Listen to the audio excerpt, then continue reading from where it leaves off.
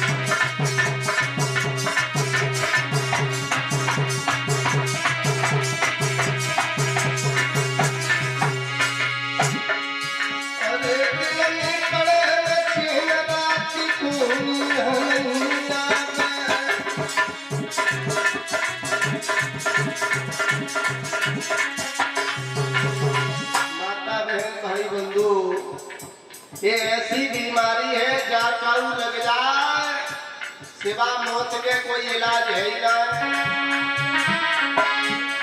भैया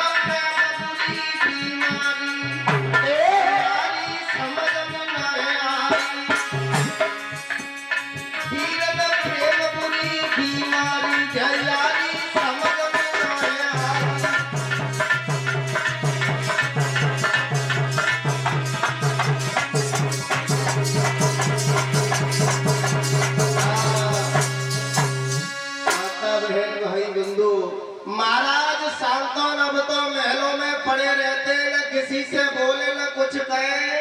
तो एक दिन गांव ने मंत्री से कहा भैया हमारे पिताजी को कौन सा रोग लग गया है, क्या हुआ, वो दिक्कत है?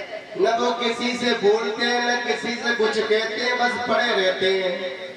पागल तो नहीं हो गए? पूछ के देखो।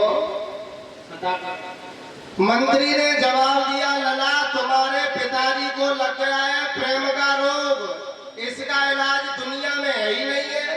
प्रेम का रोग? हाँ मतलब ये है जो मलाह की बेटी है ना सत्यवती, उसके साथ में तुम्हारे पिताजी विवाह करना चाहते हैं, लेकिन मलाह ने एक शर्त रख दी है कि उसकी बेटी के जो पुत्र होगा वही हस्तिनापुर का राजा बनेगा। ये शर्त तुम्हारे पिताजी को मंजूर नहीं है।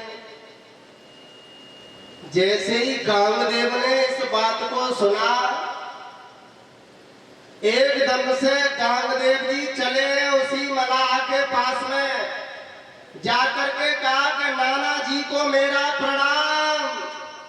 मलाह सोचने लगो लली घरे देवताओं कहां से आए हो? जवाब दिया हमें तुम्हारे सौतेले देवते। सौतेले देवते? हाँ हमें शांतनु महाराज के बड़े बेटा कामदेव। किस लिए आए हो? आप अपनी बेटी सत्यवती का विवाह हमारे पिताजी के साथ में कर दो।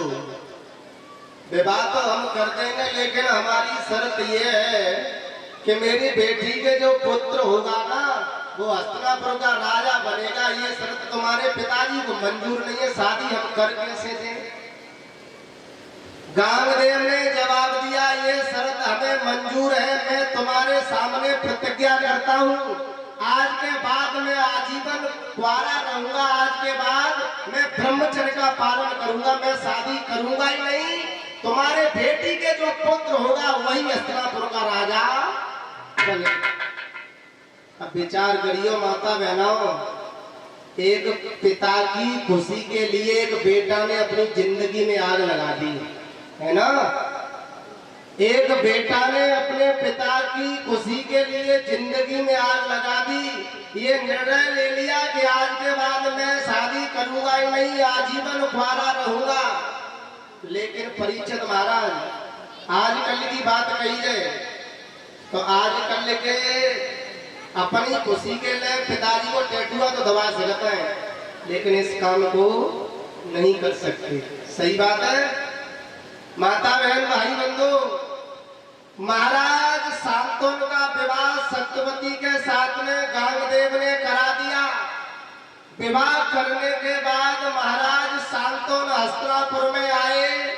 धीरे धीरे महाराज समय व्यतीत होने लगा तो सत्यवती के महाराज 2 पुत्र पैदा हुए जिनका नाम चित्रागंध और विचित्र भी।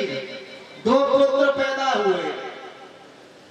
धीरे धीरे महाराज दोनों बड़े हुए। एक दिन पितामह भीष्म एक स्वयंवर में गए, वहां से 3 कन्याओं का हरण करके लेकर के आए। अम्बा, अम्बालिका और अंबिका, 3 कन्याओं को लेकर के आए तो दोनों की शादी तो अपने भैयाओं के साथ में करा दी। अम्मा ने कही कि तुम हमें हरण करके लेके आए हो, आप हमारे साथ में शादी कर लो पितामह भीष्म से। पितामह भीष्म ने मना कर दिया, मैं शादी नहीं कर सकता, मैंने तो आजीवन ब्रह्मचारी रहने का संकल्प ले लिया है।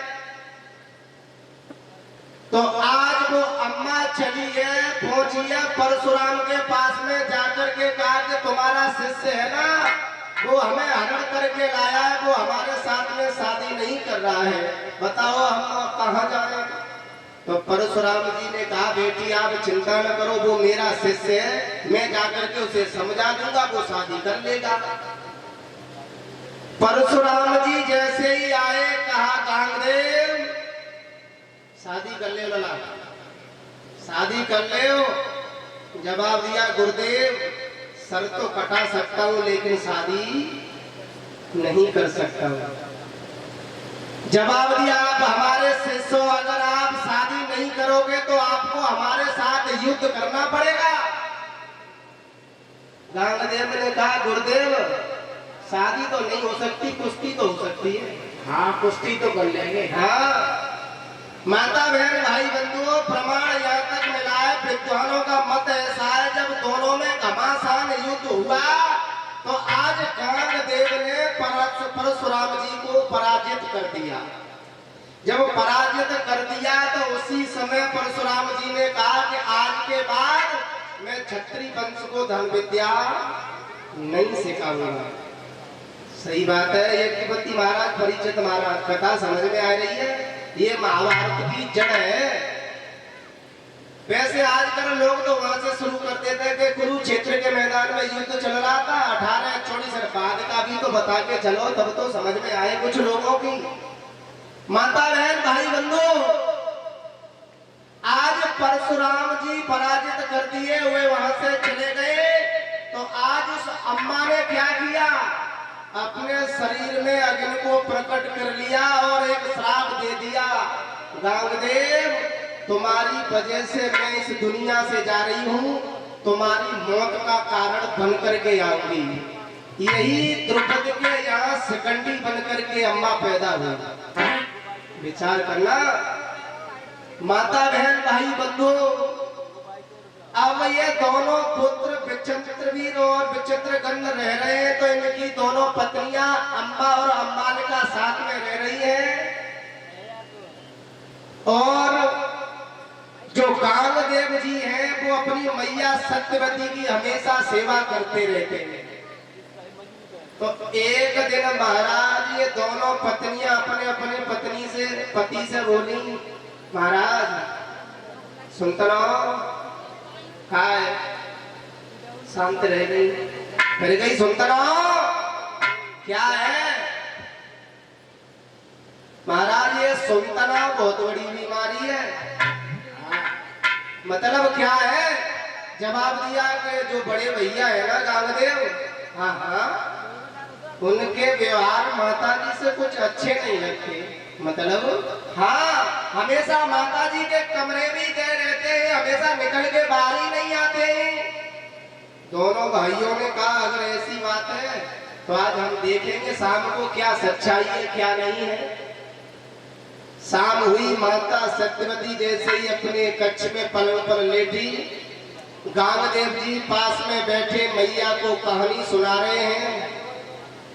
माता सत्यवती को तो नींद आ गई, तो मैया सत्यवती का पैर पलंग से नीचे लटक गया और जैसे ही पैर नीचे लटक गया